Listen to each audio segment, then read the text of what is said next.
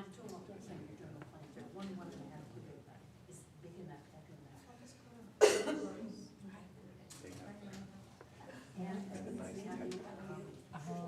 it's not for ground. They have it for plants. Give me a call when you got it or a text message. I just love Mark. You make a He's the date best. and I'll come over and look. Schmuck this out. How's everything? You guys have any plans? No, it's just being recorded. Yeah. Certainly it was going to be signs as it was going. How are you? Hugs me out. All right, so there's a mic there. There's a mic here, a lav mic. Did you hear everything I'm saying? I did. It was terrible. Thank you. Am I bad? No, I couldn't. I was too busy listening to directions on how to do this. I've never done it. So you should probably use the lav mic since you're going to be singing. Okay. And that's a station right. We're just doing the venue and stuff like that. Yeah. Okay, great. You want to get started? Like a minute. Yeah, because I think we're. Is everyone here? No. Oh, okay. We'll wait. We're not here yet. Oh my goodness. Does everyone have a sitter? No. Oh, So there's beautiful. those blue books back there. That's how we're starting. You can hear everything. Testing 1, 2, 3. Now we're good. A little bit of a. Echo? It's coming from the fact that we're all too close right now, but that's good. What page, Rabbi? Test, Rabbi, I test. can't hear you. We are going to start What? Do you have a comment? Oh, thanks. Very good. You want to use that one instead? 388. Is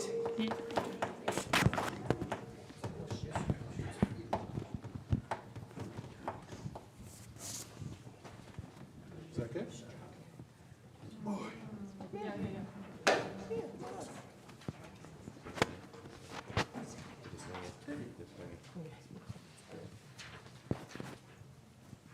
Testing. Yeah, just a little bit of a. Add a slap back. Like an Elvis. That's pretty nice.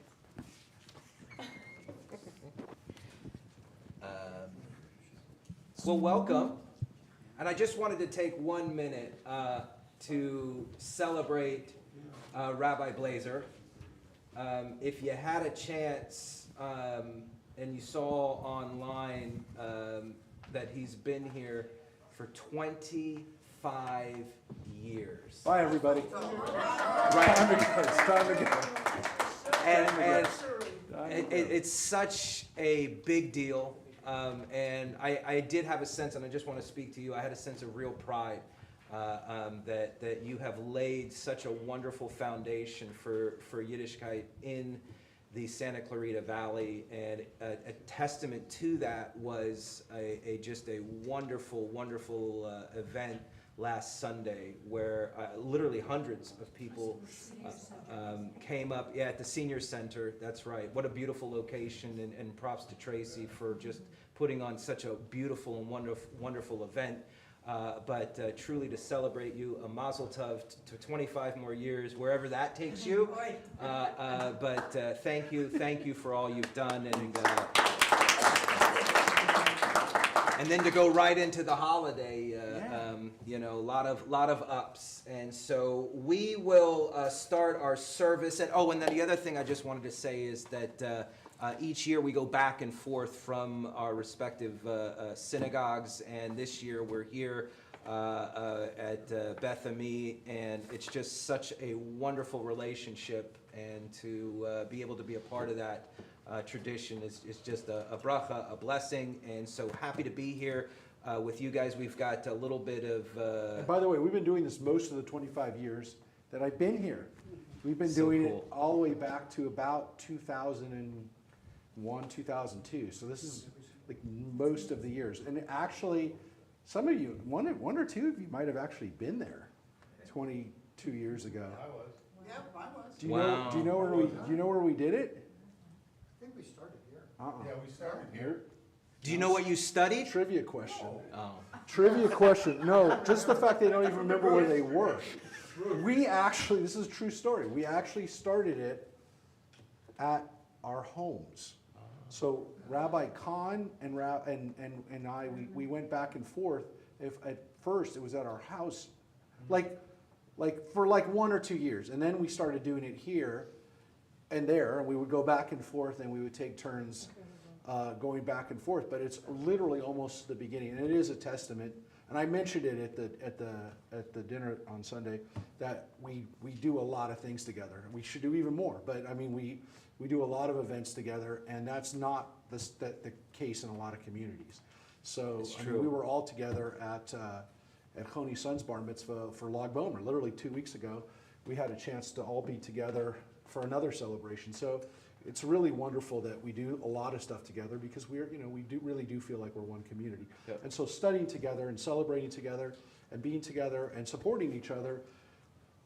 And of course, we were together even a few weeks ago when we held the flag of Israel for Yom right. Ha'atzmaut. And there's been times over this last year where we had to come together to grieve and mourn. 3 days after October 7th, we met at City Hall. So a lot of stuff in the last year, but it's good to be here to study and to celebrate celebrate Shavuot. And thank you again so much for being there and for taking some time out of your busy schedule to be there on Sunday. I really appreciated it.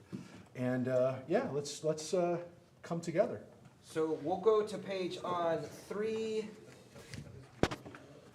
There's a great reading on actually 389.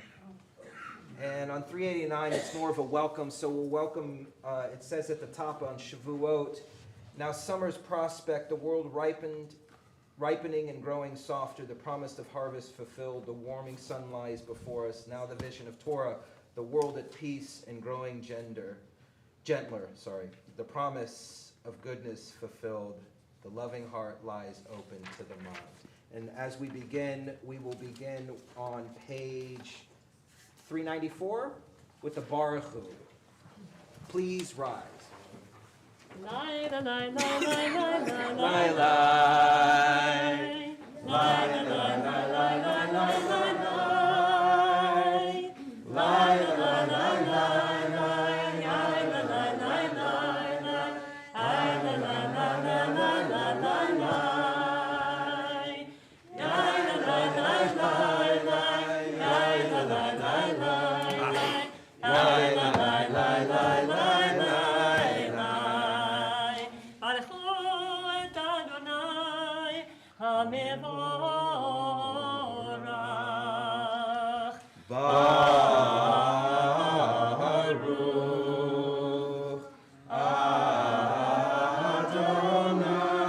Adonai HaMevorach HaMevorach Le'olam Va'ed HaMevorach HaMevorach Le'olam Va'ed. Baruch Adonai HaMevorach Le'olam Va'ed. Please be seated. Let's turn to page 396 for the blessings after the Baruch Hu. And if you look over on Shavuot, on the left side of the page, it says, how do we find God? We find God revealed in the order, in the physical universe, in the compassion of a human heart, and in the guiding wisdom of Torah. Umavir yom umevi laila, umagdil ben yom uvein laila, Adonai tzavot shemo, El chai v'kayam, tamid yimloch aleinu le'olam va'ed. Baruch atah Adonai, hamari v'aravi. Amen. Ahavat olam beit Yisrael, ahavta. Torah u'mitzvot, chukim u'mishpatim, otanu limadeta. Al kein Adonai Eloheinu, b'shofeinu u'b'kumeinu, nasiach b'chukecha, v'nismach b'divrei Toratecha, u'b'mitzvotecha,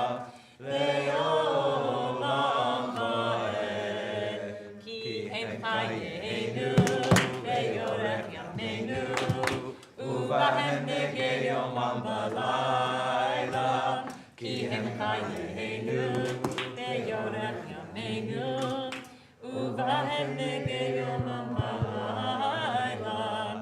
כי הם חיינו ויורך ימינו, ובהם נגי יום ולילה.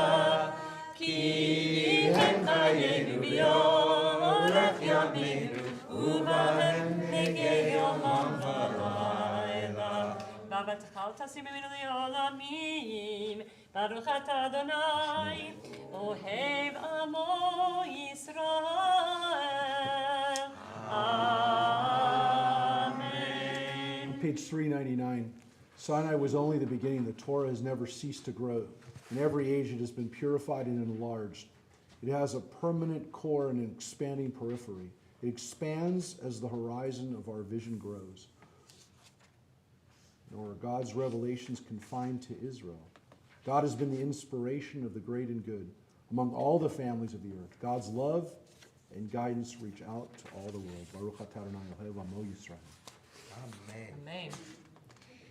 Let's chant Shema on page 400. Shema Yisrael, Adonai Eloheinu, Adonai Echad.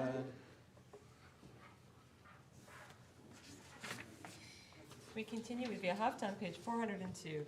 V'ahavta et Adonai Elohecha, b'chol levavecha, u'b'chol nafshecha, u'b'chol me'otecha, v'hayu hadvarim ha'elem, asher anochi mitzavecha, hayom al levavecha, v'shinantam levonecha, v'dibarta bam, v'shivtecha b'beitecha, ובלכתך בדרך, ובשוכבך ובאומך, וקשרתם להיות על ידיך, והיו לטוטפות בין עיניך, וכתבתם על מזוזות ביתך ובשעריך. למען תזכרו ועשיתם את כל מצוותיי, וייתן קדושים לאלוהיכם. אני אדוני אלוהיכם, אשר הוצאתי אתכם מארץ מצרים, להיות לכם לאלוהים. אני אדוני אלוהיכם. Adonai Elohechem Emet. Should we jump to page 406 for Micha Mocha? Yai lai lai lai lai lai lai lai lai lai lai lai lai lai lai. Yai lai lai lai lai lai lai lai lai lai lai lai lai lai. Micha Mocha Elim Adonai, Micha Mocha Nedar BaKodesh, Nora Tehilot Tosef Elef, Nora Tehilot Tosef Elef. Malchutecha ra'u banecha, Bokei Yayir Lifnei Moshe. Ze Eli anu ve'amru, Ze Eli anu ve'amru, Adonai yimloch le'olam ba'aret. Adonai yimloch le'olam ba'aret. Lai lai lai lai lai lai lai lai lai lai lai lai lai lai lai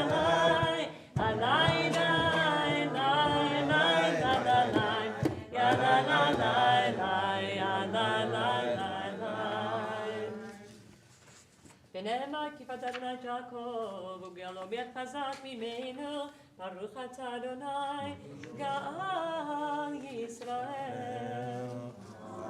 אמן. So as we come to Hashkivenu on page 408, this is a prayer for peace that we say in the evening time.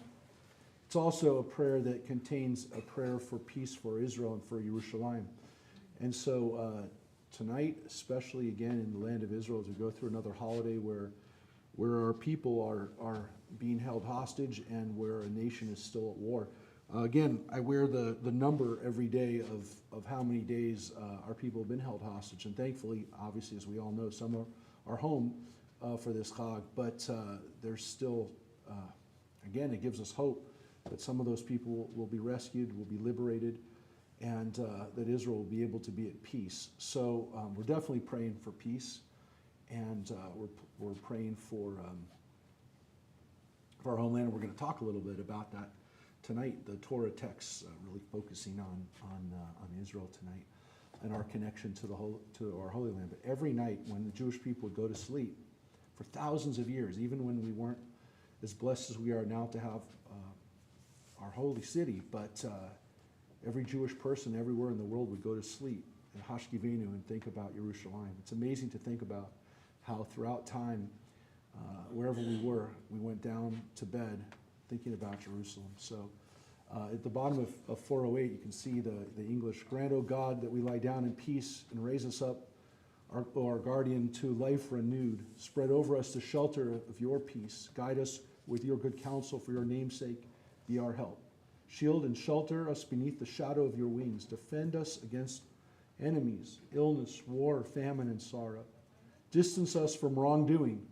For you, God, watch over us and deliver us. For you, God, we are gracious.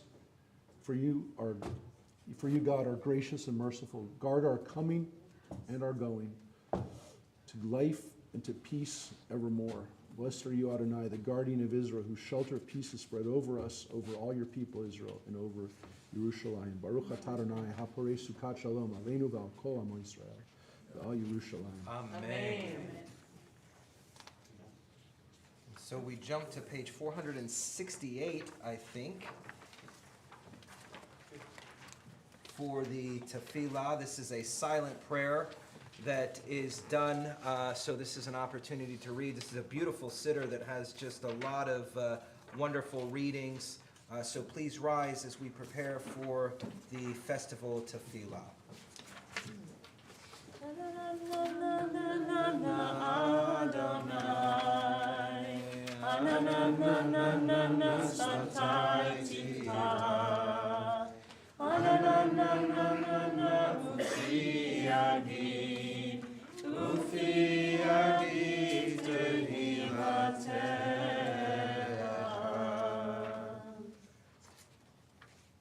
We read silently up to page 492. When you have completed your prayers, please be seated.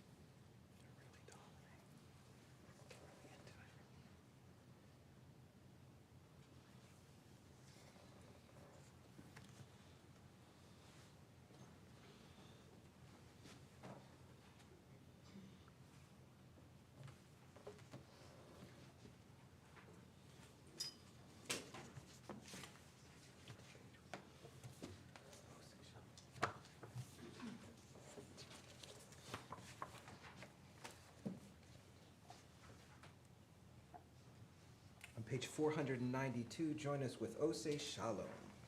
Oseh Shalom bin Roma, Uyaseh Shalom Aleinu, Ve'akol Yisrael, Ve'imru, Imru, Amen. Yaseh Shalom, Yaseh Shalom, Shalom Aleinu, Ve'al Kol Yisrael. Yaseh Shalom, Yaseh Shalom, Shalom Aleinu, Ve'al Kol Yisrael. Ve'imru, Amen. So before we jump to 586 in the Aleinu, any announcements that we want to make? We're going to, generally, we have a little break, get some nosh. Is that right, Rabbi? Yeah, I think what we're gonna do tonight, Okay. because we're gonna make a rabbinic decision on this, that we can eat in here while we're discussing, rather than make sure, have people eat and then, look, I'm gonna tell you the truth, some of you leave after you eat, and then you're not here for the study. Not a lot, I'm not gonna tell you who you are, but you know who you are if you eat. So we're gonna eat while we're studying, they can do it. We're gonna get this place, seriously, we're gonna get the carpet steam clean soon anyway, so. Okay. But yeah, we're gonna enjoy stuff, and you can have some food after we break. After we're done here, we're gonna go do that, and yeah. Okay. So, yeah, that's what we'll do. So we got a wait. plan. Yeah, but let us, because we're making announcements. Why don't you make an announcement? You have the services for Hag, and you have a Yisker service, right? Yes. Join us Thursday at 10 at Congregation Beth Shalom for services. We will be doing Yisker at some point, probably around 11:30ish, something like that, and then join us for a light lunch. That's Thursday at 10. Excellent. And if you would like, we have some Yisker candles back there on the ledge back there as you came in or out by that area. And if you want to take a Yisker candle, please do so. You don't have to. They don't cost anything. Just grab one if you want for Yisker. So that's coming up, and we have our Talmud class tomorrow night at 7, which is the Ein Yaakov. We're going through the tractate of Brachot, which is mainly about what we're doing right now, which is praying. And it's so that's every Wednesday at 7 o'clock. But it's also streaming. It's also online, and we're doing Psalms Tehillim on Tuesday mornings for the next several months.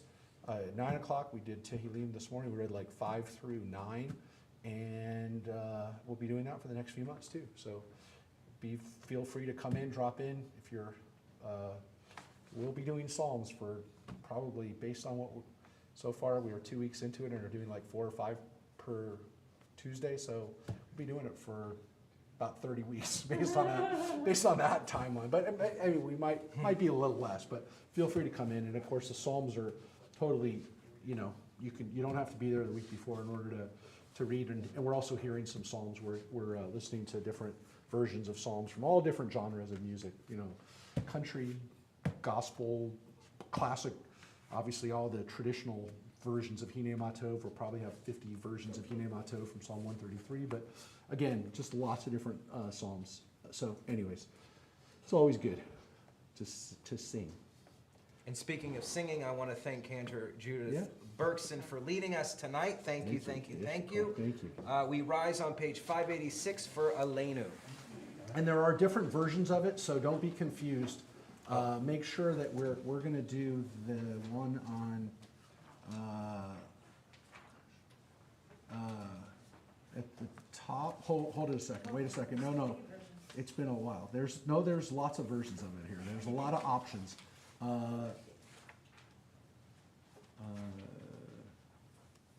Help me out here. We're doing, It says select one of the 4 passages. yes. So there's different ones. I think it's actually on, it's not easy to find. Hold The it. second one? Is it the second one? Yes. Yeah. Yeah. Yes. There's a theological reason for it, or a philosophical reason for it, I should say, more than theological, maybe both. But yes, it's the second one. Okay. Okay. And then we continue from there to, yes, you can follow along the directions. Thank you. Aleinu l'shabeach l'adon hakol, l'te'etu l'yotzer b'reshit, shelo asanu k'kei haratzot, ve'lo samanu k'mishpachot ha'adama, shelo sam chalkeinu kahem, ve'dor aleinu k'chol amonam, v'anachnu kodim, ומשתחווים ומודים לפני מלך מלכי המלכים הקדוש ברוך הוא שהוא נוטה שמיים ויוסף הארץ ומושב יקרו בשמיים ממעל ושכינת עוזו בגובה מרומים Eloheinu Einod, Emet Malkeinu Efes Zulato, Kakatuv Betorato, Ve'adata Hayom Ve'hashivota, Elevarecha, Ki Adonai Hu HaElohim, Bashamayim Imal, Ve'al haaretz, mitachat Elohim.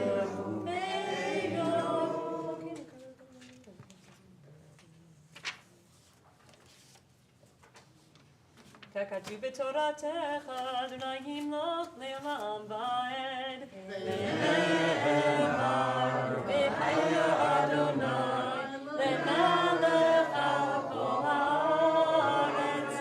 ביום ההוא יהיה אדוני אחד, ושמו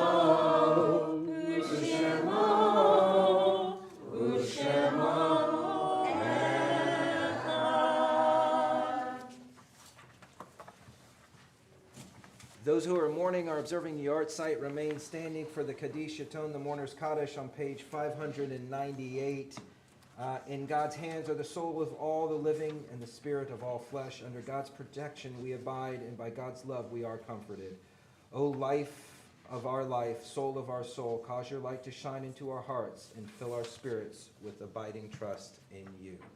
Together, Yitkadal v'yitkadash shemei Rabbi, ve'alma divrach hirutei v'yamlich malchutei, b'chayei u'vyomei u'chayei dechol Beit Yisrael, b'gala u'zman kariv v'imru. Amen. Yehei shmei Rabbi v'rach le'olam u'le'olam.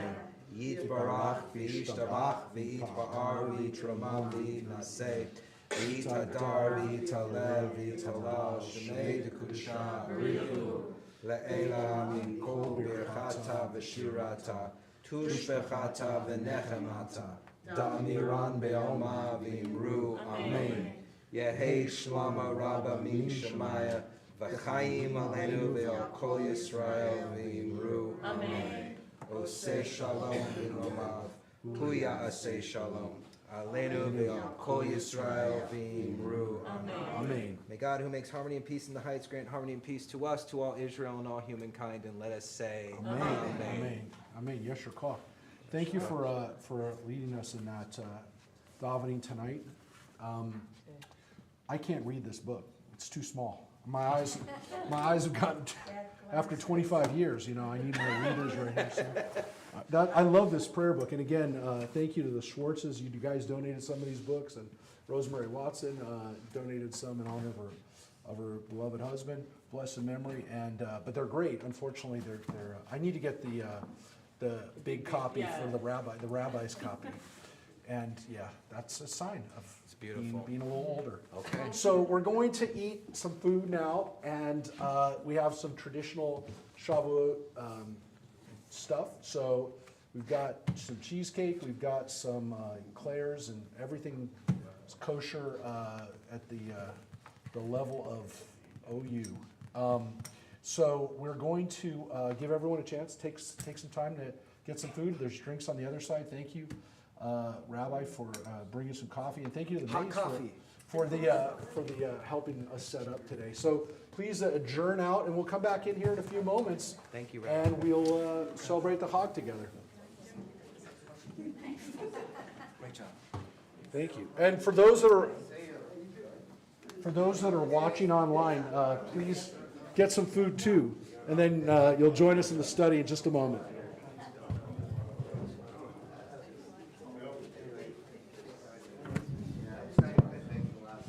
Testing.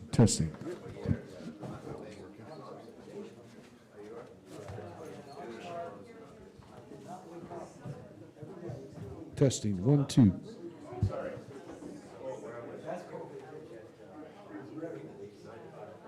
What? Already? Wow. Awesome, Mike. That's awesome. That's good news. That's good news. Oh, man. That's awesome.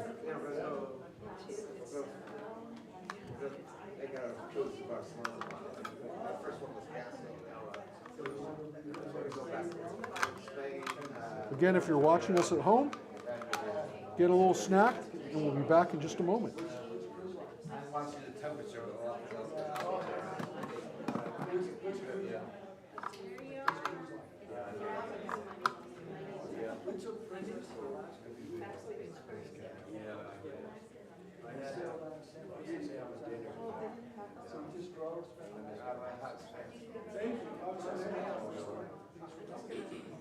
Hey, good to see you.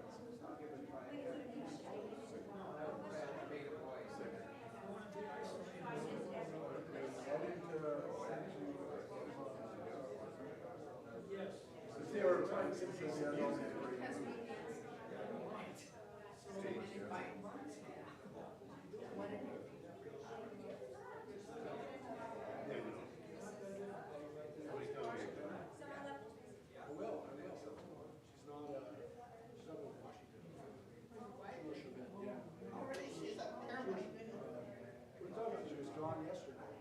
She was at Oakland yesterday. No, she leaves Sunday, on Father's Day. That's the way she decided to have me celebrate. It's her. What a good daughter. Camille, how are you? You hanging in there? How's work going?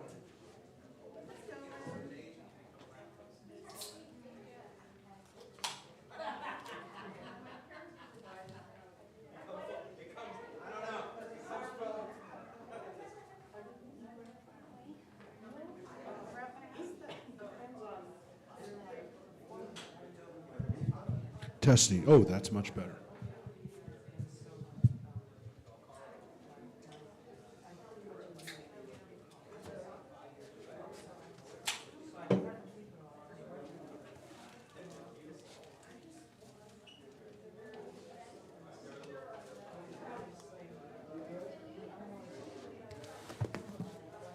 These prayer books are great, Mike. I just got to get a bigger one. I just got to. really like them. I just got to remember to get a bigger one. Because we can really do different Yes. structures, right? I shouldn't see that. I literally. You have reading glasses, don't you? Yeah. Really? It's because it's like a little too dark up there. I love this. Yeah. I mean, those are the ones, that's the way that the UV stains do. But they did it. Well, it's great because it has all the. It's got everything. And it's got all of it. The only problem is it's a little like with the Alenu. It's like. Oh, yeah, that's, It's like a mess. I remember. Too much. It's a good thing I have most of it memorized because when we were in Sedona, it's like, you get lost. But you can read the font, right? Actually, I can. It is pretty small though, right? You know, I had cataracts, so. I know, but it's pretty small, right? It's also like, it's like a little faint, you know, it's like, it's not bold enough. Like if it was bold. I can see this, perfect. Can you drive good at night? You can. I can see this perfect, well, I can see this fine. It's just like I can't read a menu. Really? Like Well, it's sometimes I can't even. Depends It's on a the little restaurant. dark, and if it's like a little small, I mean, and I can't read the check when it's brought to me at the end. Just give it to the wife. I just, she's cheaper than me though. She doesn't give as much tip. So, are you going to game with on Thursday? With On Thursday, on Sunday, I mean. with just with me.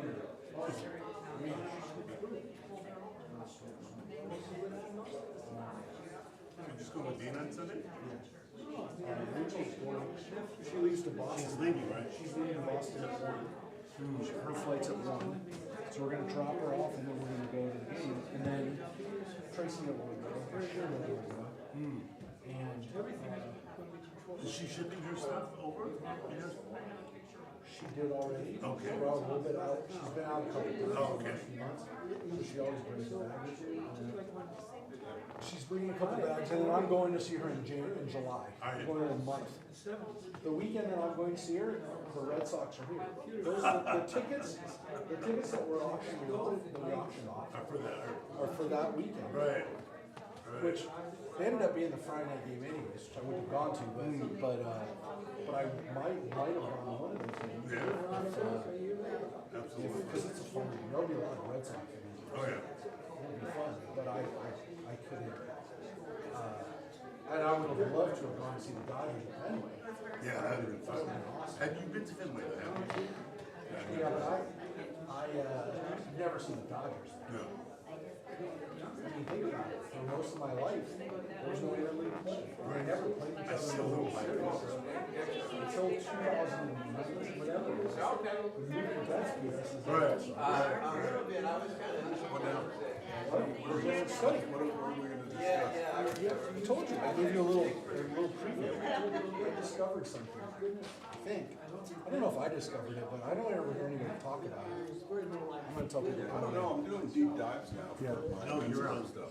I know, Come on in, everybody. Come on in. We got people that are watching us online, and we want to allow them to be part of our Torah study, because this is a long break. Let's see how many people are still with us on Facebook. While we were eating, hopefully you had a little snack too. Come on in, everybody. Come on in. There's 2 or 3 people on Facebook right now that are watching and waiting for you to come on in. So come on in.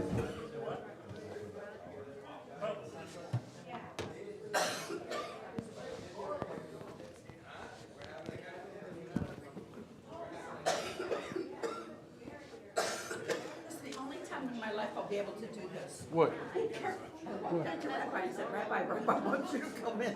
Yeah. Here, take Should I one. pass it out? Sure, take one. Sure. Pass it down.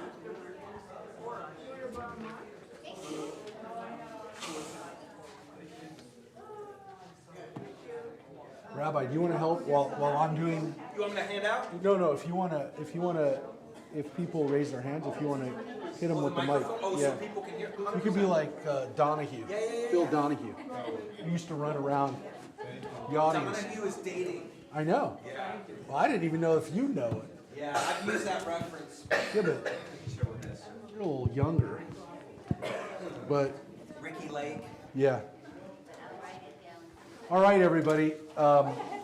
So we have a mic, and we do have people that are watching that are with us online. So we want to make sure that they don't have to sit too long without us interacting with them. So for those that are with us virtually, we're going to do the next part, the next phase of this, which is our study.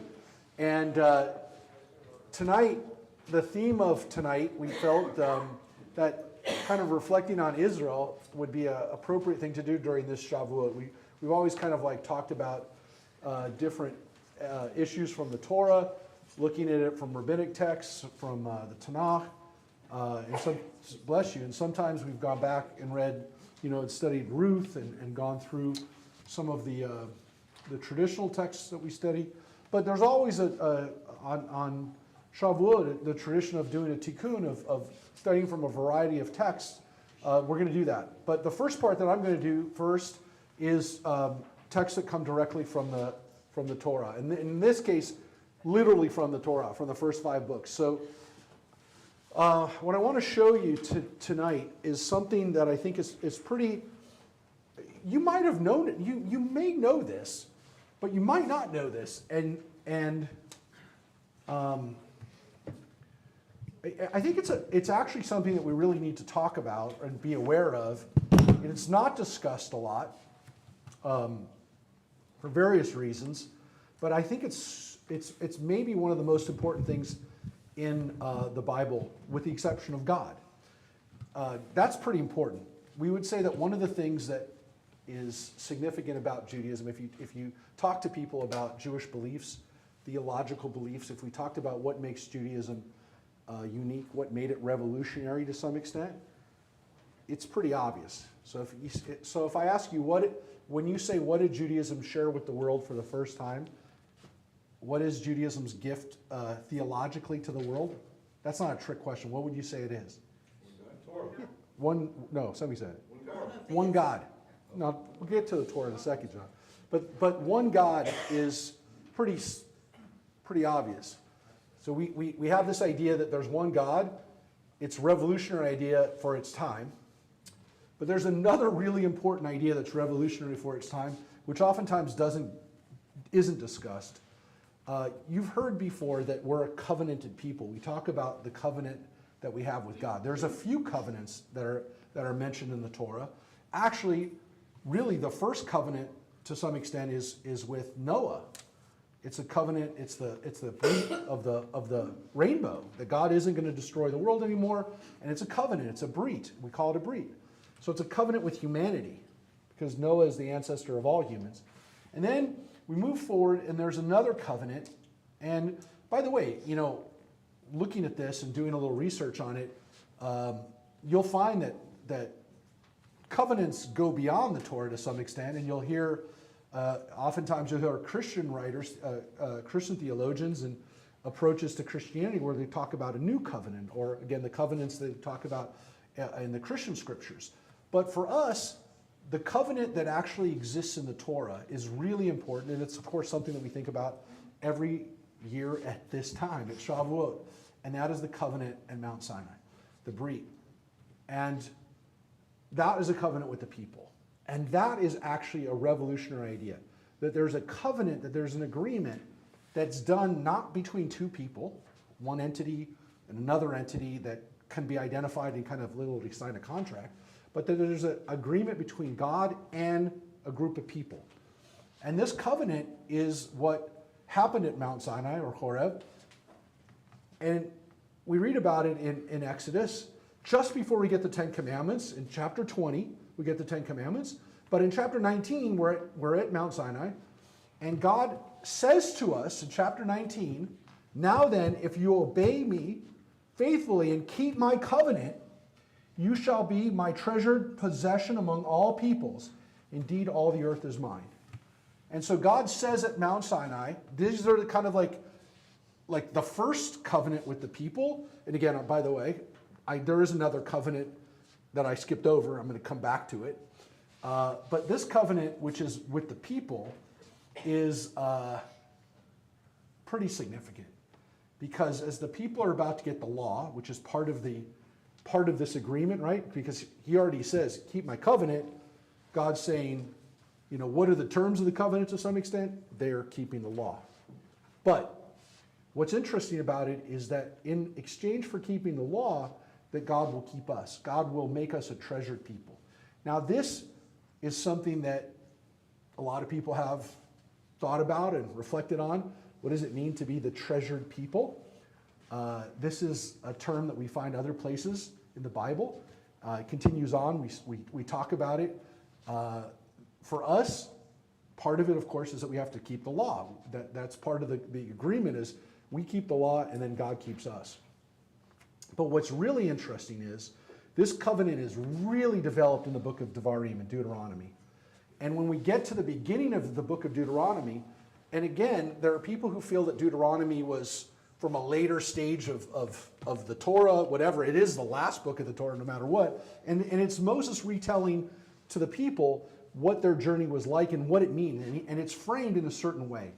And again, for people who study biblical theology, it's actually called, this Deuteronomistic text is literally like picked out as an identifiable theology. And it's even though it's in the context of kind of, again, the Ten Commandments, this is from Parshat Ekev, towards the beginning of Deuteronomy. Look at what Moses is reminding the people happens with the covenant. And here it's really, really laid out what we're talking about. If you do obey these rules and observe them carefully, your God, Adonai, will maintain faithfully for you the covenant made on oath with your fathers. God will favor you and bless you and multiply you, blessing your issue from the womb and your produce from the soil, your new grain and wine and oil, the calving of your herd and the lambing of your flock, in the land sworn to your fathers to be assigned to you. And right there, again, with all the blessings and with all the promises, that you're going to have health, you're going to multiply, you're going to be successful, you're going to have agricultural success, that this is the land that has been assigned to you. And it actually continues in the beginning of the next chapter. Again, these chapters and verses came later. Christian scholars put on chapters and verses, but we knew this is part of the same parsha, the same portion. It says, you shall faithfully observe all the instruction, right? You keep the mitzvot that I enjoin upon you today, that you may thrive and increase and be able to possess the land Adonai promised on oath to your fathers.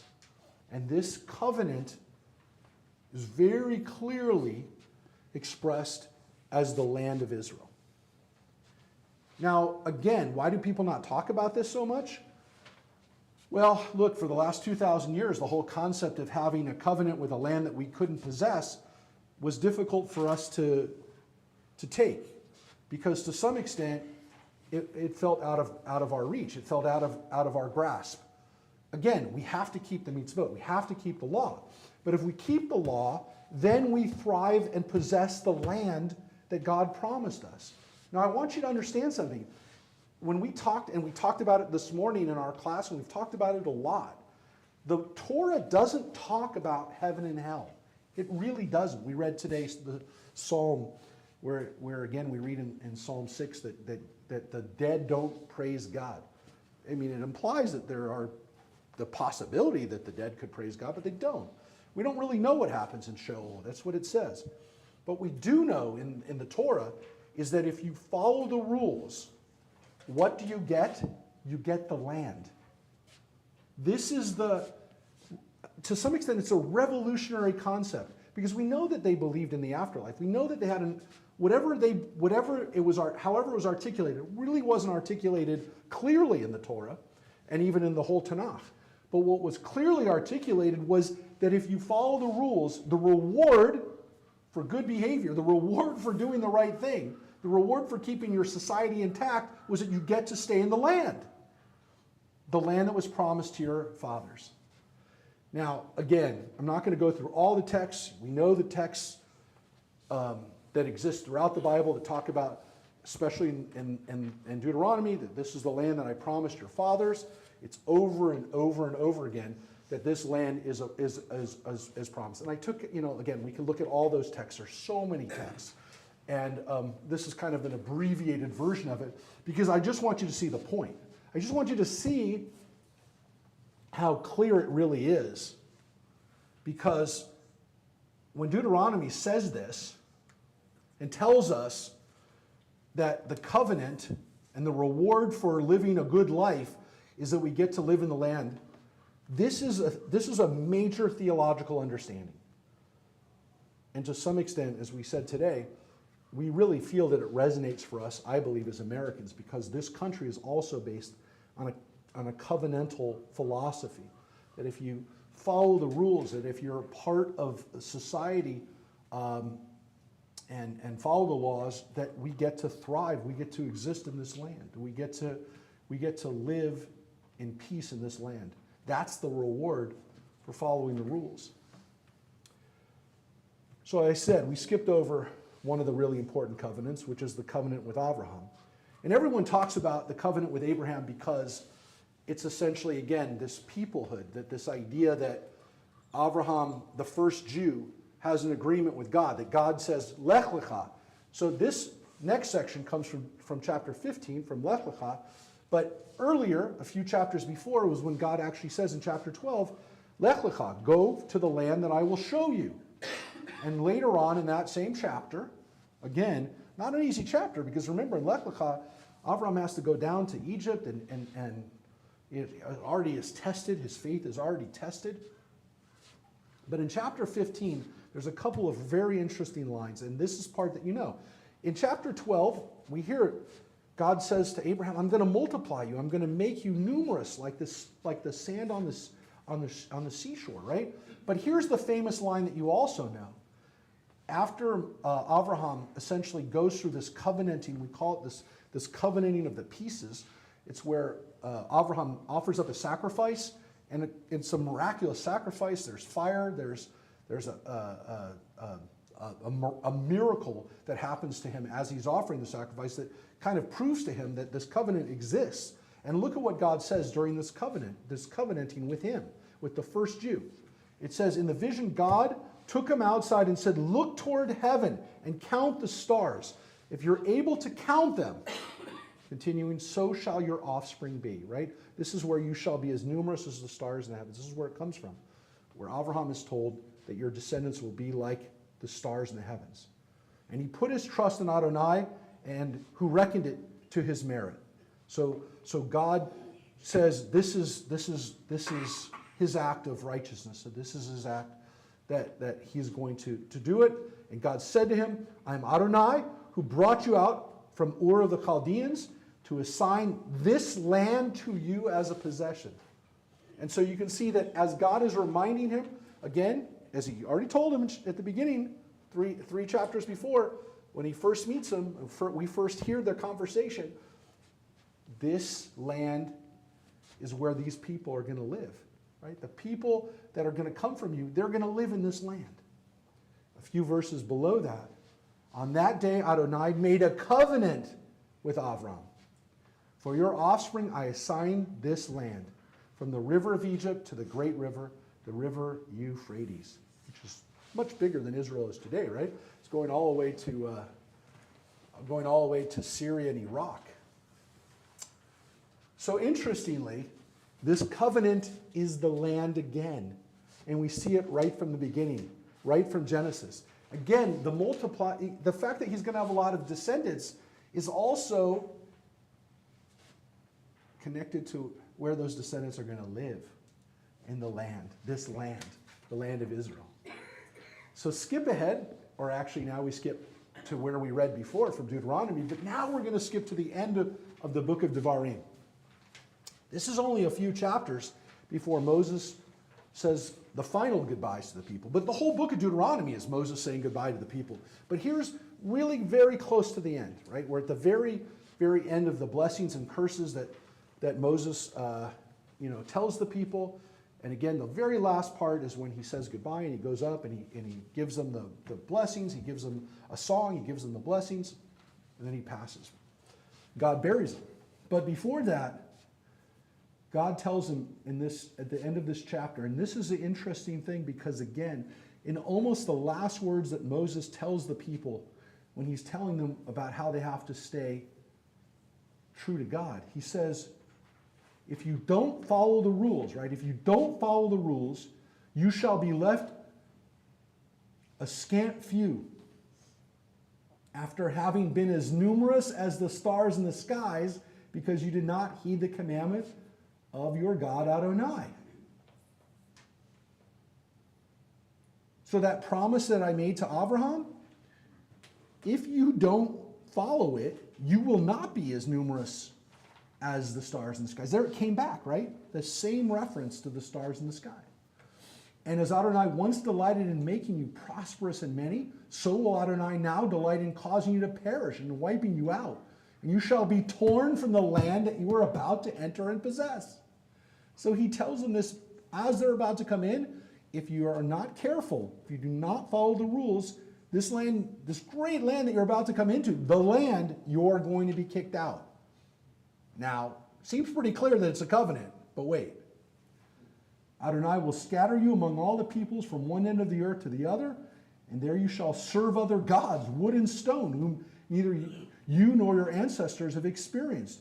Yet even among those nations you shall find no peace, nor shall your foot find a place to rest. Adonai will give you there an anguished heart and eyes that pine in a despondent spirit. The life you face shall be precarious. You shall be in terror night and day with no assurance of survival. In the morning you shall say, if only it were evening. And in the evening you shall say, if only it were morning. Because of what your heart shall dread and your eyes shall see. Adonai will send you back to Egypt in galleys, by a route which I told you you should not see again. There you shall offer yourselves for sale to your enemies as male and female slaves, but none will buy. This is a horrific vision of what will happen. And of course it did happen.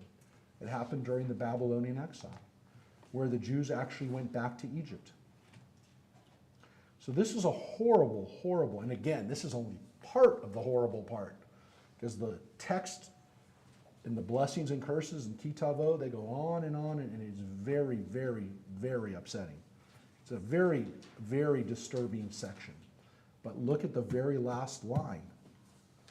These are the terms of the covenant which Adonai commanded Moses to conclude with the Israelites in the land of Moab, in addition to the covenant which was made with them at Horeb. So this covenant is like the covenant at Mount Sinai. The covenant that they make as they're about to cross into the land reminds them of the covenant that God made with their parents and grandparents at Mount Sinai. The covenant here is a covenant which is about the land of Israel.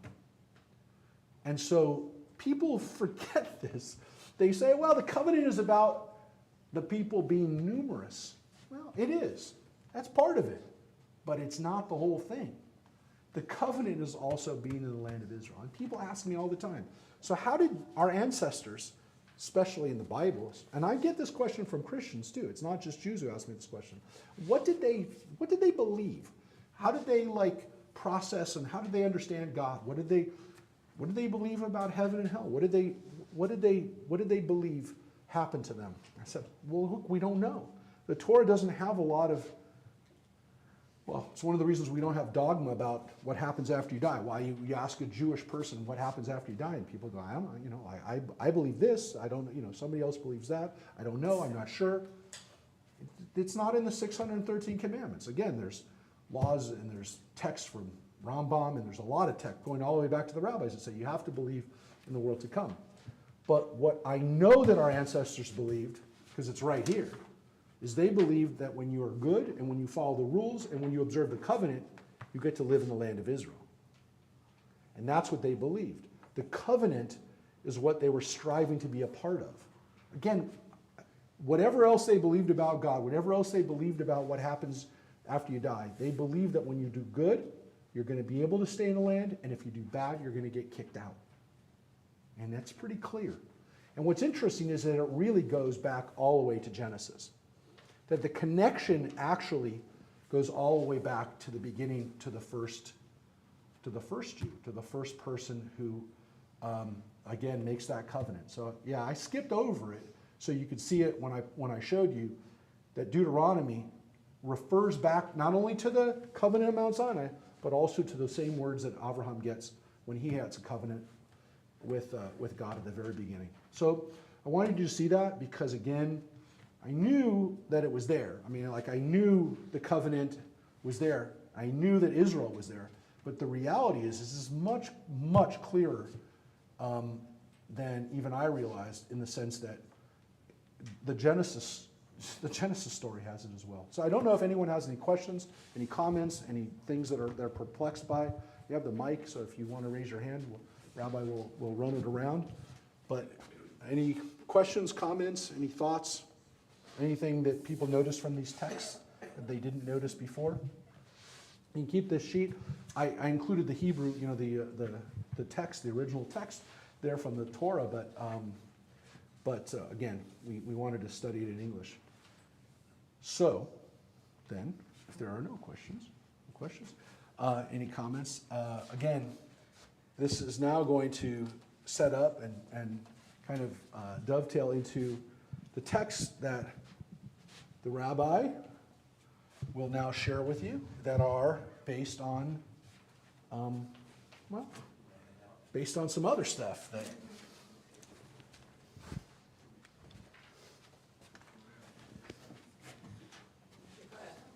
Okay. Here, I'll help pass out.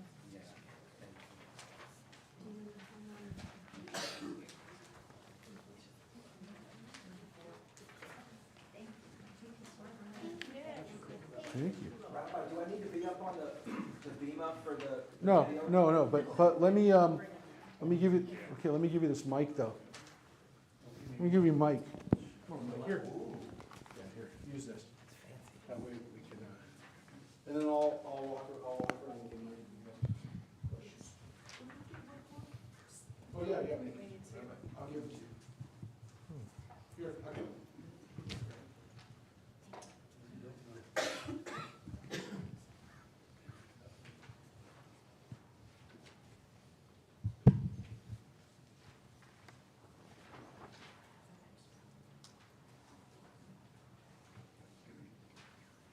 All right, does everyone have?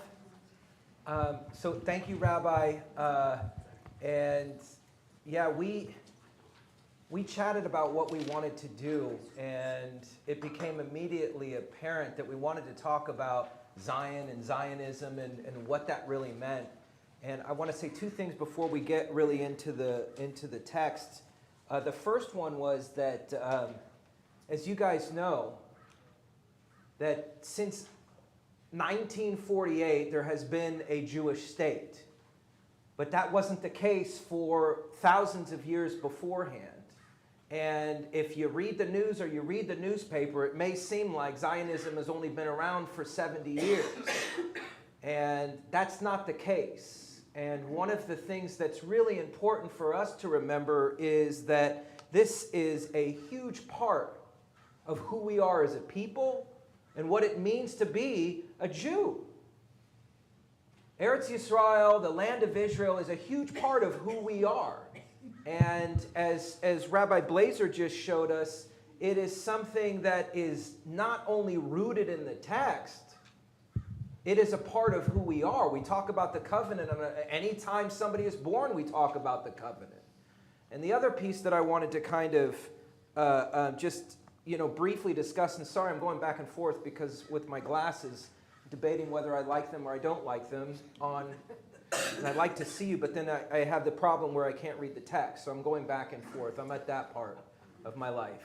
I think they're called bifocals is what I need. Yeah, okay. Yeah. We'll push that off. The other thing is we all heard this Am Yisrael Chai, yes? That has been a big thing. A lot of people are talking about where it really came from, and it looks like maybe it was in the 70s where it really became something. It seems as though it was something that was, Torah from Sinai, but it's relatively new. But there's a part of it that I think is really important for us to understand and appreciate. The idea not just of Am Yisrael Chai, but Israel is alive. The land itself is alive. And Rabbi Blazer pointed this out with all those texts, is that the land cares how you behave. Your behavior affects the land. Where do we get the name Jew from? Judah, the land of Judah. We are intimately involved with the land and have been since the beginning of our experiment of being Jews in the world. Whether that's 3, 4, 5,000 years, I still don't have a good kind of, depending on what song we're singing, right? But it's a long time. The land of Israel is alive. And it matters what you do. Now, we can get into theology, and the Torah is interested in the theology, right?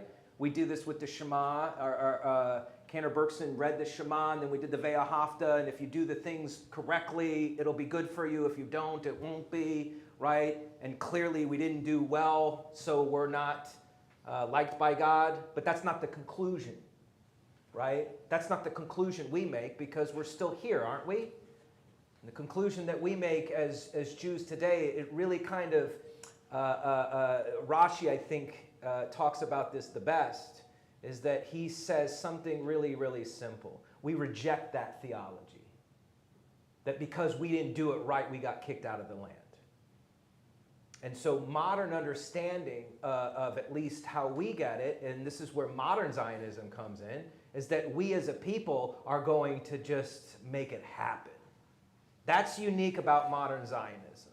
We're not going to wait for God or the redemption or Messiah or whatever. We got to make this happen because of everything that's happening. And we all, I hope, understand the importance of the modern state of Israel today, certainly because of current events. So when we study this, I want to take a look at how the world, at least the Jewish world, understood that Eretz Yisrael, the land of Israel, is alive, so that we can kind of see it within our tradition. And Rabbi Blazer looked at it through the lens of the Torah. Let's look at the Gemara, the Talmud.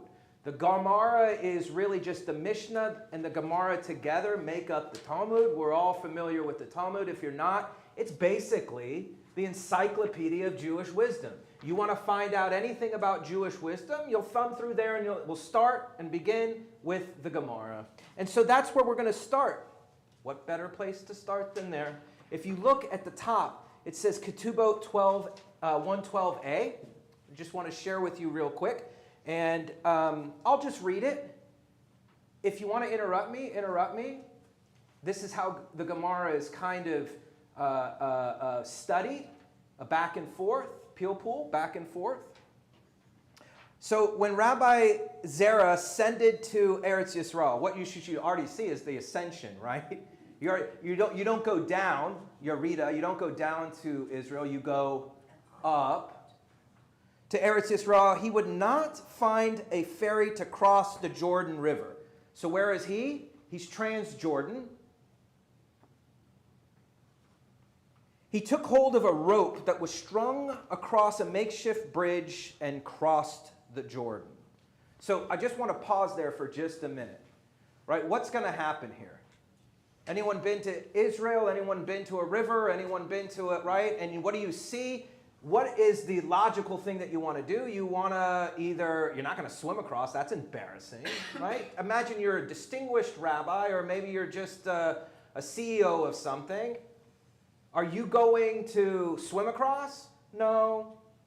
There's a rope. What do we normally do if you're trying to get from Manhattan to Staten? I don't know anyone why they would want to do that. As Brooklyn people are like, you take the ferry. Brooklyn people are like, what are you even doing that for? You can take the bridge. not to Staten, you have to take a ferry. Right? So that would be the appropriate way to do it. You take a ferry. Why would you embarrass yourself by going across on a rope? So keep that in mind. That's what's going on here. There was a rope strung across as a makeshift bridge and crossed the Jordan. So he does this. It's embarrassing. It doesn't look good. It's not the best way to do it. Here's a distinguished rabbi doing it. And a certain Sadducee said to him, and this is the opposition. Sadducees are the opposition of the rabbinic. We understand them as Pharisees, but this is the opposite. There's always somebody that's going to be there and be a naysayer. Right? Okay. So he says, hasty people, meaning you Pharisees, hasty people who put your mouth before your ears when you said at the time of the giving of the Torah, Matan, right? This is the time of the Torah. We will do before we hear. Remember this? Naaseh v'nishma. We're just going to do it, and then we'll figure out what it means later. You jump. You fail forward. We'll figure it out, and then we'll do it. That's one of the most important principles in the Jewish faith. Action, and figure out why you do it later. So what does the Sadducees say? That makes you hasty. You look like a fool when you do it. How many of you agree on that end, right? That you should understand something before you jump in. Any financial people here? That's what they would tell you, right? Right? Bitcoin. I got something to sell you guys. Right? Figure it out. Okay, so then it goes here. We will do as to remain hasty. So you're too hasty. You're saying you're going to do something. You jumped in, you crossed the Jordan, and now you're in Eretz Yisrael. Why would you wait a little longer to cross the river on a ferry? It's distinguished. You look better. Rabbi Zerah said to them, this is a place where Moses and Aaron did not merit entering. Right? We just read this. Who is to say that I will merit seeing the land? I hurried across before anything might occur to prevent my entrance into the land. This is right on the heels of what Rabbi Blazer just taught us. You don't know what's going to happen that you won't get there. The land is alive, and it is expecting you to come and visit. It is alive, and it's a part of who we are. And if you wait too long, it'll never happen. You need to act on that. We had a trip to go to Israel, and it got canceled because of October 7th. We were supposed to go on October 31st. It got canceled. Let me ask you this, guys. Do you guys think that trip is actually going to be rescheduled? Yes. And with the same people in the same way? This is a real-world example of you got to act. Because if you don't act, you don't know what's going to happen. We don't know. My wife and I have plans to go in August. We don't know what's going to happen. We plan and then we move forward with it. So that's real world what is happening here. I hurried across before anything might occur to prevent my entrance into the land. We don't know. It goes on to say Rabbi Abba would kiss the rock. So now we're moving on. The land is alive, right? So what does it say here? The rocks of Akko, which was on the coast of Eretz Yisrael, Rabbi Hanina would repair its stumbling blocks. That is to say, any potholes in the land so that travelers would not fall and consequently speak ill of Eretz Yisrael. He saw potholes in Israel, so he filled them up so that somebody who was walking wouldn't trip on them and then basically be upset that the land did that. How many of you are upset, right? You hit a pothole, and city, fix the potholes. It is our duty, because the land is alive, to repair it, to find ways. And I don't want to get into too metaphysical stuff, but that's our job today as people, to make sure that the land is a place where people look well upon it. Pretty interesting. It's alive. Look at that next thing where it says Rab Ami and Rab Asi would stand and pass. Is everyone with me? We having a good time? You learn a little bit? Okay. Would pass from a sunny spot to a shady one and from a shady spot to a sunny one, so that they would always sit in comfort and never cause to remark that they were uncomfortable in Eretz Yisrael. Anyone that's been to Israel know that it's hot. My gosh, it's like Santa Clarita. Right? It's not too bad in the shade. It's not too bad in the shade if you go back and forth from the pool, right? But you need to be comfortable. So they would go back and forth in the shade, right? You can imagine that they were outside. The sun was, rises in the east, sets in the west, and you would have to move around to make sure. But they're a part of the land. They're a part of the land. What do we learn? You need to be comfortable. How many of us complain about the heat? I already started. I did. Just ask my wife already. It's a hot garage and so, right? Okay. You need to be comfortable in the land. Look at this next thing, and then I just want to go on a sidebar, and then we'll move quicker. Okay? Rabbi Chia bar Gamda would roll in the dust. Is that where I'm at? Would roll in the dust of the land, as it said it, for your servants take pleasure in her stones and love her dust. He would literally get in the land. He would literally get in the land. He loved the land. In other words, he was a part of it. People who garden, I don't. It's actually interesting, but people who garden would swear by this. There's something about the interaction with the land. I've read enough to be interested in it, not enough to actually do it. but it's really interesting, because it's something that there's a connection between the land. Again, the land is alive. Okay, so I just want to go on a little bit of a tangent, and I couldn't find it. My friend was telling me about it. I couldn't find it, and I didn't have that chance to translate it. You have the Gemara on the side. If you ever see the Gemara, there's just like this line, and on either side there's comments. Okay, on either side there's comments. One of the comments is the Rashi's grandson. Okay. And the Tosafot is what they're called, and the Tosafot says this, and I didn't get a chance to translate it, but this is what it says in short. You wouldn't know I could be making this up right now. You'll check on me later. Yeah. It's really interesting, though, because it goes to talk about these rocks. What are they talking about? When they would get off the boat in Akko, you would be able to, at least what the Tosafot said, is that they would go into the, how did they know it was Eretz Yisrael? The stones were heavier. Yeah, it's kind of silly, but think about it. Why would the stones be heavier? Whenever you visited and you walked onto the plaza and never seen the Kotel before, never seen the Western Wall before, I guarantee you every one of you had some kind of emotional experience. Of course. You all know that. And if you haven't had a chance, may we merit to be able to do it in our lifetime. I'm very grateful. There are many, many people in our tradition and in our faith that haven't had a chance to do it. The Lubavitcher Rebbe never made it to Eretz Yisrael. Rabbi after rabbi dreamed of that moment, never got it. For those of you who have experienced it, you know it feels different. The land is alive. That even if you picked up the stones themselves, you can feel the difference. You all know what I'm talking about, and even people that haven't been there know what I'm talking about. What is that? The land is alive. And so I wanted to share with you something that you guys all know in Brachot on 30a. Where do you face when you daven, when you pray? Where do you face? East. No, you're wrong. That's where you are in relation If you're in to. Israel, you towards Jerusalem. Let's read.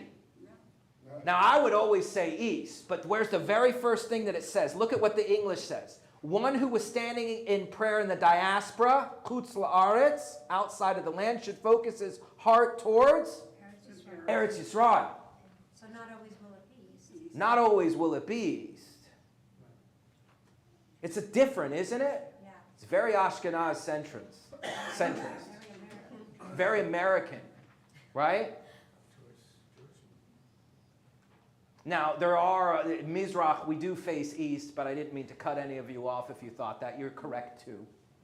Okay? But you go to Eretz Yisrael, wherever you are. And like classic rabbinic literature, it's not something that we just make up. We root it in what? Text. You root it in the Tanakh. And so it goes on to say, one who stands in prayer in the diaspora focuses his heart to Eretz Yisrael, as it is stated where? In Kings.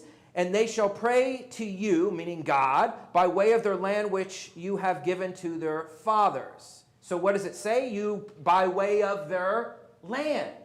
Where's our land? Eretz Yisrael. One who's standing in Eretz Yisrael should focus his heart towards Jerusalem. As it says, proof text, and they shall pray to the Lord by the way of the city that you have chosen. So it's a commentary on what is Jerusalem. Jerusalem is what? The place that God is. Who's God? God of Israel. Can't forget that. That's the place that God chose to interact with us. It is alive. The land is alive. Remember, when you have the triangle, and you know, the triangle, what's the three most important parts of Judaism? The Am, God, and Israel. Any one of those things not working, it falls. So it goes on to say, one who is standing in Jerusalem should focus his heart towards the temple, as it is stated, and they shall pray towards this house. What's the house? The temple. This is classic rabbinic literature, and it's so cool to me. Hopefully to you. You having a good time? Yeah. All right. One who is standing in the temple should focus his heart towards the Kodesh Kodeshim, the holiest of holies, as it is stated, and they shall pray towards this place. And one who is standing in the holiest of holies should focus his heart towards the seat of the ark cover, atop the ark, the dwelling place of God's glory. And one who is standing behind the seat of the ark should visualize himself as if he's standing before the ark cover and turns towards it. Consequently, one standing in prayer in the east turns to face west, and one standing in west turns to face east. One standing in the south turns to face north. One standing in the north turns to face south. Consequently, all the people of Israel focused themselves, focusing their heart towards one place, the holiest of holies, in the temple. So I just love this end part. Why? Because you can just see people arguing, right? Well, what if I was in the northeast? You ever got that, right? What if this? What if that? It's telling you specifically, but what's the most important part of this whole thing? That last line. Consequently, all of the people of Israel should do what? Focus on the Kavanah. In your heart. Focus. That you're where? In the holiest of holies, that you take your mind and you go to this other place. Where? Not Costco. That you got to go shopping and figure out how to beat the lines. Not your job. but that your heart should be when you're davening and getting ready to daven and pray and get ready to all of that, that you should imagine yourself in Eretz Yisrael, in the holiest of holies, in the center of Zion. What's Zion? Jerusalem. And that's what we've done for thousands of years. How many times do we pray a day? 3 times we pray a day. And I just quickly pulled 4, the Shemona Esrei is the 3 times, we say the Shemona Esrei, the Amida, we do that 3 times a day. And on a normative day, how many brachas are there? The Shemona Esrei is 18, which is actually 19. I don't want to get into the Jewish, math, but just understand there's 18 blessings. 4 of them are devoted to Eretz Yisrael. Let's look at them real quick. But I wanted to just say right before we do, you ever Adonai Sifatai Tiftach, which our cantor sung beautifully tonight, before we get ready, we take 3 steps back and 3 steps forward. You familiar with this? Take 3 steps back before you daven the Shemona Esrei, and you take 3 steps. Where are you going? Some people say that that's just to help you with your kavanah, right? To get you prepared. Same word, focus. What did we just learn about the focus? And I want to suggest that when you take those 3 steps back and then the 3 steps forward, that now all of a sudden, where are you? You're coming out of Santa Clarita. Leave Santa Clarita for a minute. Leave where you're living for a minute. And you walk 3 steps forward, and where should you be? Yerushalayim, on Zion, on Har Sinai. Zion. That's where you should all of a sudden just appear. The holiest of holies. And then you are ready. That's what it means to focus our heart to Zion. That's what they say when they say it's our 2,000-year hope that we will all be there. That happens in the heart of the Jew when they are ready to daven. And then look, so this is what you are to say when you're in the Amida, the gathering of the exiles. Jump to the next page. Sound the great shofar for our liberty and raise a banner to gather our exiles and gather us together from the 4 corners of the earth. Blessed are you, Adonai, gatherer of the dispersed of his people, Israel. Rebuilding Jerusalem, and return to mercy to Jerusalem, your city, and dwell therein as you have spoken, and rebuild it soon in our days as an everlasting structure, and may you speedily establish the throne of David therein. Blessed are you, Adonai, builder of Jerusalem. Temple service, please, Adonai, our God, with your people Israel and their prayer, restore the services of the holiest of holies in your abode. Now you know what the abode is, right? This is God's house. The fire offerings of Israel, and accept their prayer lovingly and willingly, and may you always find pleasure with the service of your people Israel. And may your eyes behold your merciful return to Zion. Blessed are you, Adonai, who returns his divine presence to Zion. Okay? What are we talking about? We're not just talking about the rebuilding of the temple, folks. We're talking about rebuilding the land. The land is alive. Where's God supposed to hang out and dwell? The land is living. Where are we? Look, would you ever move somewhere if there's no live land? It's not, right? And people don't, well, we do, I guess, out here, move out to the desert, right? But we learn, Bamidbar, there's nothing there. In a desert, there is nothing there. In Eretz Yisrael, it is a land that is alive. And that it is our relationship with it. And so at the end of the Amidah, at the end of the Shemona Esrei, we read this last line. And this is in traditional Sidurim. It's not in our Siddur that we use. It may be in this. I didn't get a chance. In some Siddurs, they remove it. In the one we use at our synagogue, it's been removed. But look, it says here, may it be your will, Adonai, our God and God of our fathers, that the holy temple be rebuilt speedily in our days, and grant us your share in Torah, and there we will serve you reverently as the days of old and in earlier years, and let Adonai be pleasing with the offerings of Judah and Jerusalem as the days of old in earlier years. So you end this thing, this Shemona Esrei, you end it with this prayer that what? Zion is restored.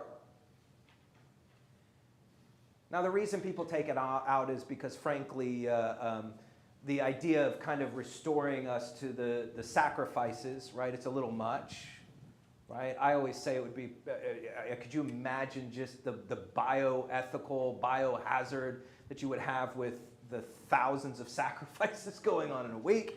Many of us, let's be honest, there are people in Israel that would want that back. I am not one of those people, okay? But what we're talking about here is that the centrality of Zion, the centrality of Eretz Yisrael, that it is alive. And look here at this, and this is really fundamental. At the time, and this is a minor prophet, Zephaniah, at the time I will gather you, and at that time I will bring you home, for I will make you renowned and famous among all the people on earth, when I restore your fortunes before their very eyes, said God. That is a central tenet to us. Rabbi Blazer brought this up in our Chumash, the idea of we are intimately involved with the land, but here the prophet, around the time of the Babylonian exile, is saying, at that time I will gather you in. At what time? Anyone know? Messiah? What? When Mashiach comes? Messiah? Anyone else? Yeah, so generally at the time of the ingathering, I will bring you home, for I will make you renowned and famous among all the peoples of earth, and I will restore your fortunes before their very eyes, said God.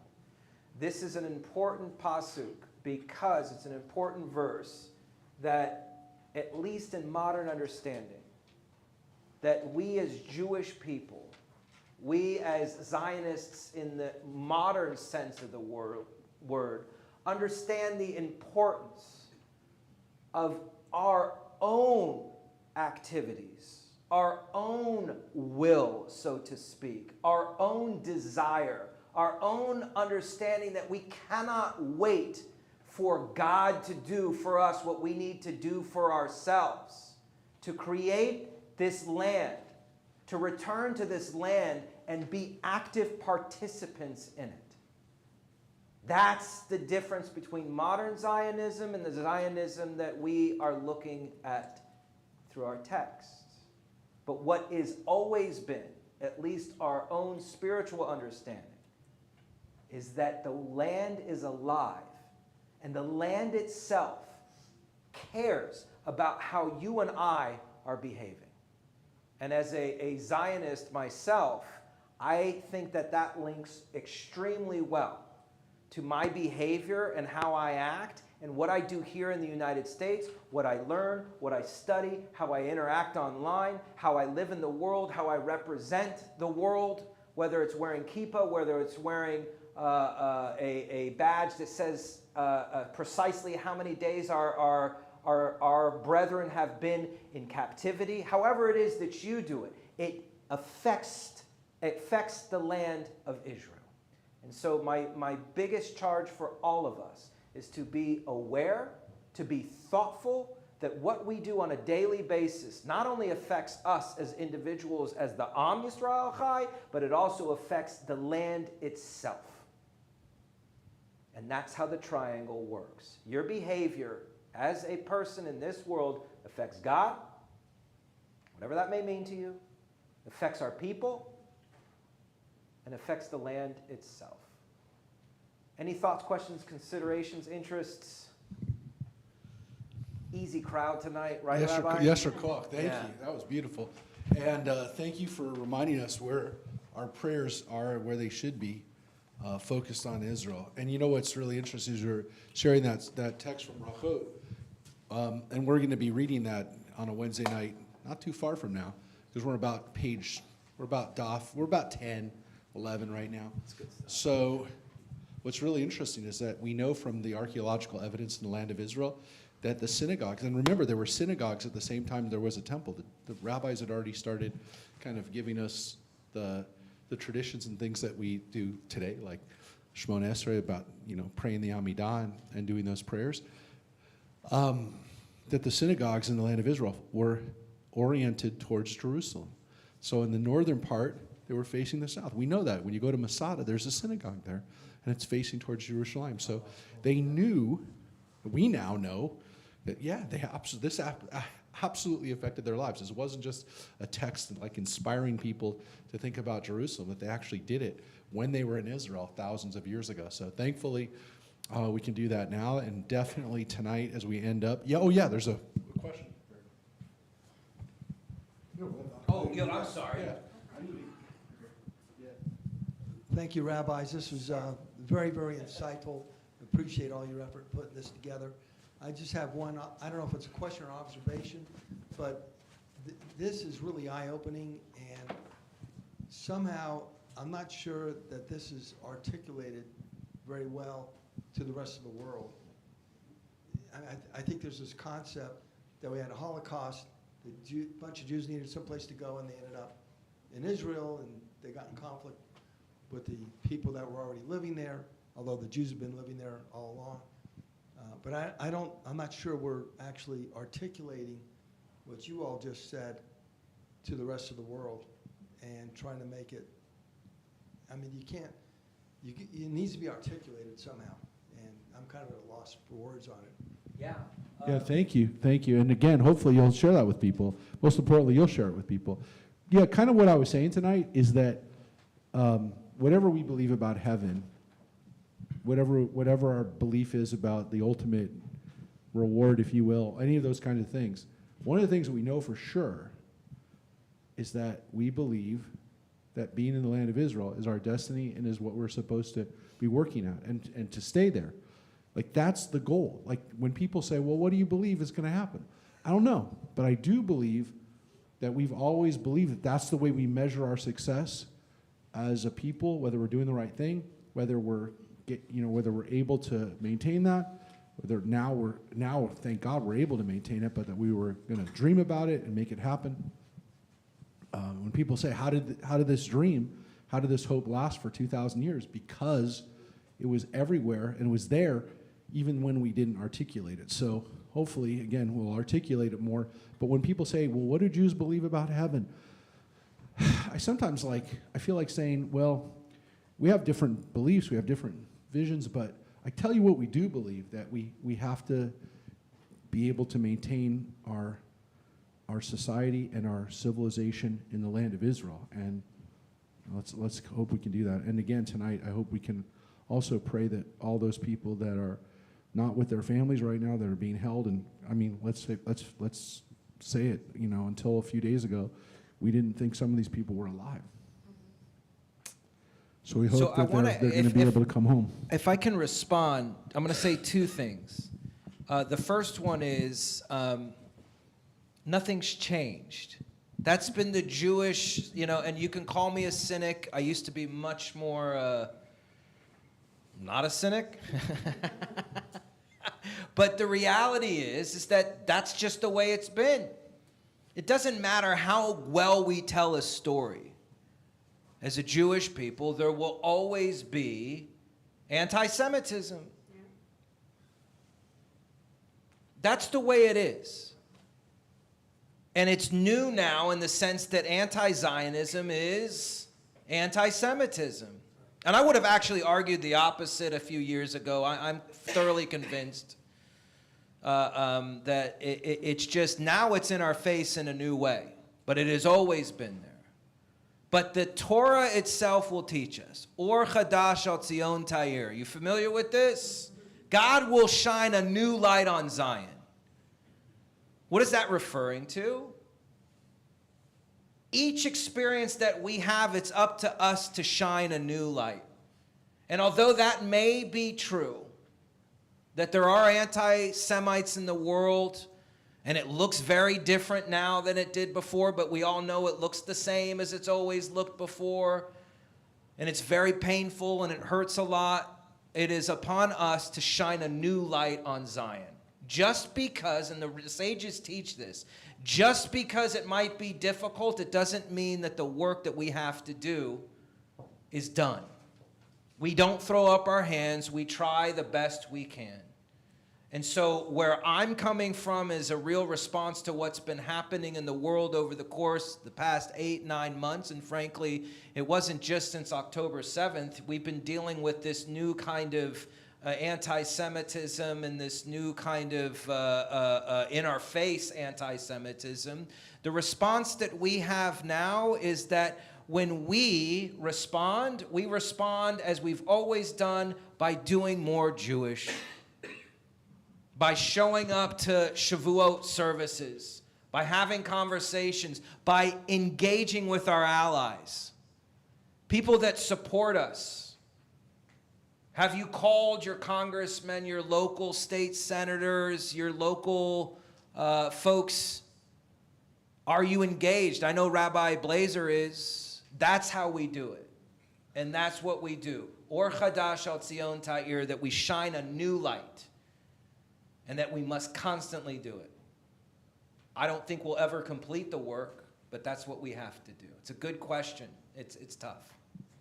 Sorry, I stepped down. And it's good that you're going to be going to Israel in a couple of months. You know, you're going to be there with your wife. You're going to be able to be in the land, and just to be there is an important thing to do for all of us. And I hope I hope the congregational trip that you're going to do will go back and be part of. You'll be a part of that as Congregation of Shalom. And again, we all have to be, like I said, we have to be praying for Israel, and specifically again for our people that are being held hostage right now. And just reminding people that we don't want to see any death. We don't want to see any war ever. And again, our prayers are for peace and for everybody to have safety and security. But right now, we got to get these people out. I didn't mean to cut you off. No, I don't need the microphone. I think the two discussions dovetail, and to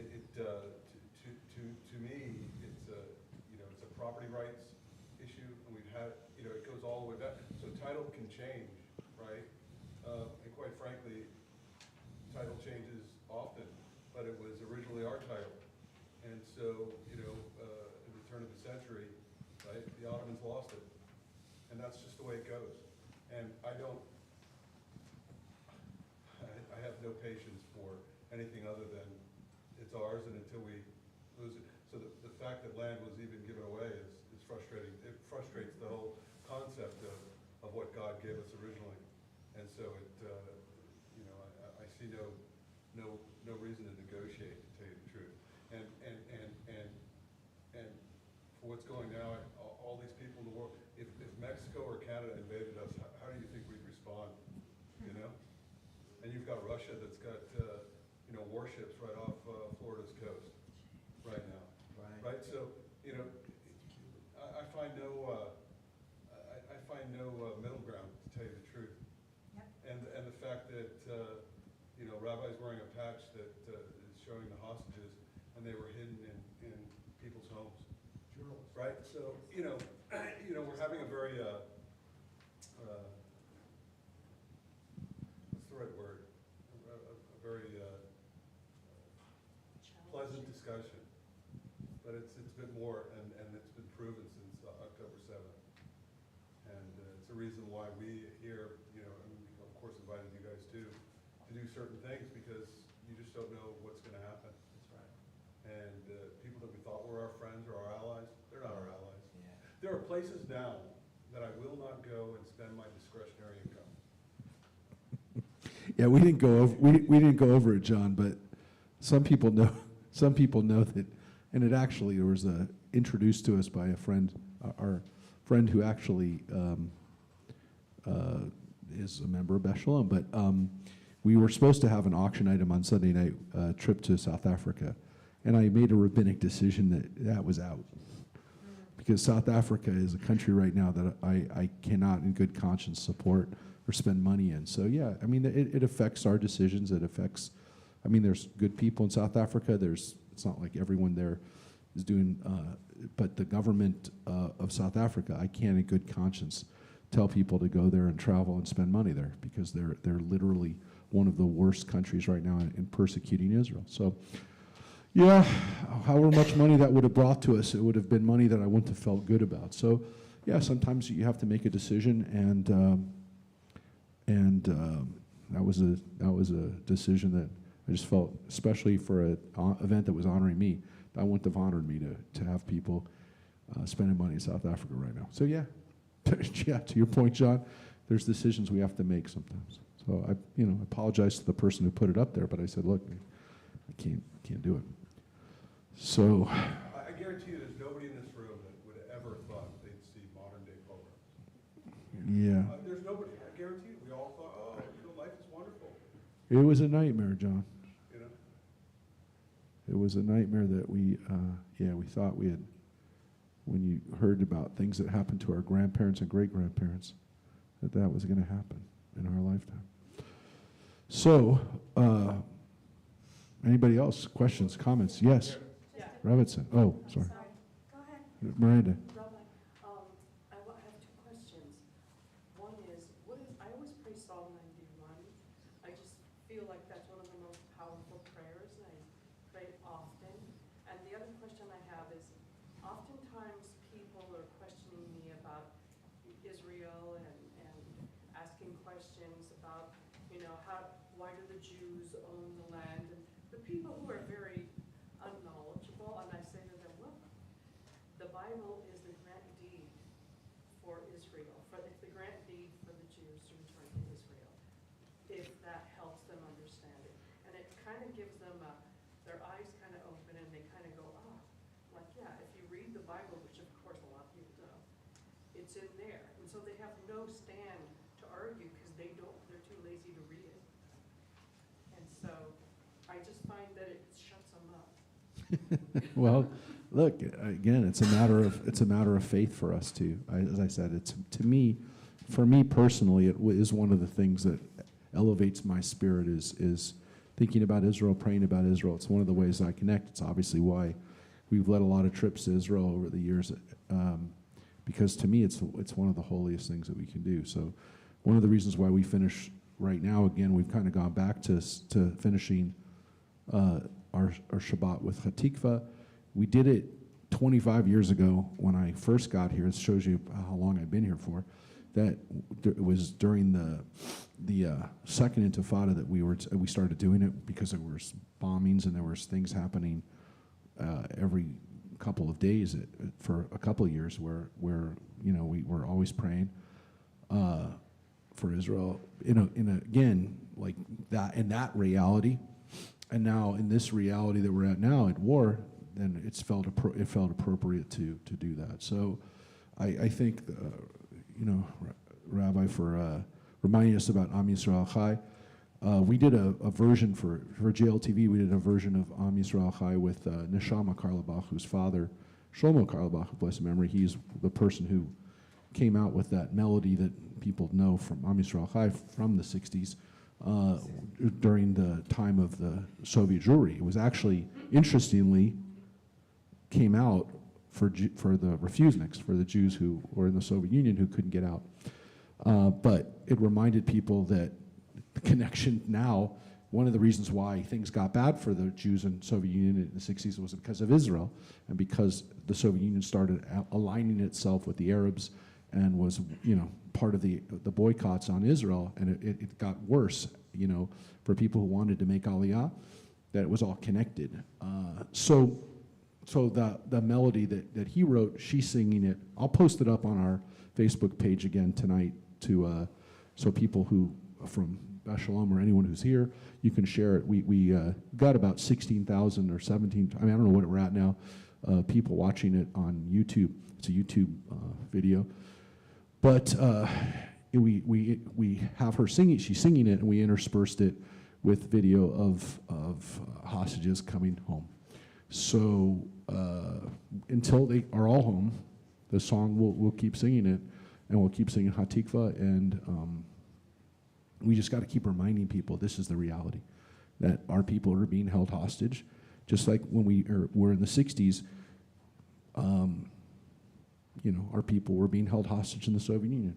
And so that song and those things that we did reminded us that we had work to do. And to me, that's like, that's like praying. It's like doing anything else that spiritually elevates us. it helps us be higher. So I hope we can do our part reminding people what's really going on here, which is our people are being held hostage. And we were reminded of it. Thank God they came home safe, and we lost a hero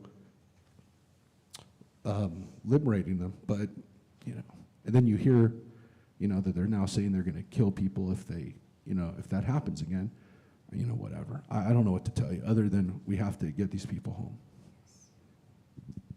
So I don't want to end on a sad note, but let's pray and let's do our part reminding people that what this is about, which is bringing people out of darkness. I want to thank you, Rabbi Blazer, and thank you, Beth Ami, and thank you. Can you hear me better now?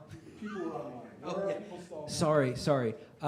Thank you for hosting us this evening. I think a nice way for us to close out is if we could rise and sing together, "Oh, say shalom." Oh, say shalom bin Romav. Uya say shalom aleinu. Ve'akol Yisrael. Ve'imru, imru, amen.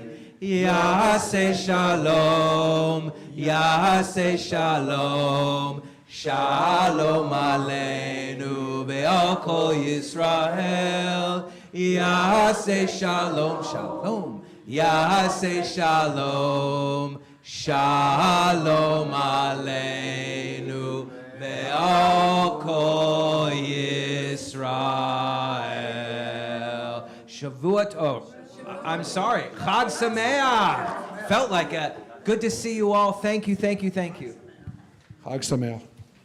Good Yontif. And again, don't forget, grab a yahrzeit Yizkor candle, one of the candles in the back.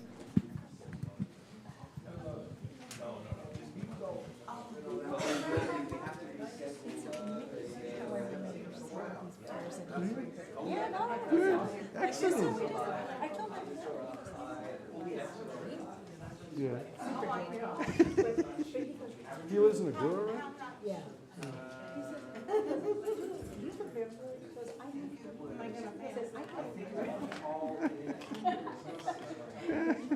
That's cool. Yeah. Well, let's get your car done. Hey, man. Yeah, I'm gonna try to make it. Oh, it's fine. Not.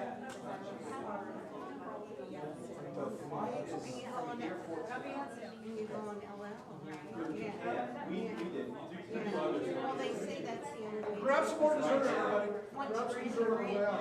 Yeah, my sister went years ago, years ago. And she said, they take them behind her curtain and pat them all down and then, what are you? Good to see you. So yeah, I will definitely keep you in the loop on that. You know my name, Fox of Al, you don't know my name. It's a picture.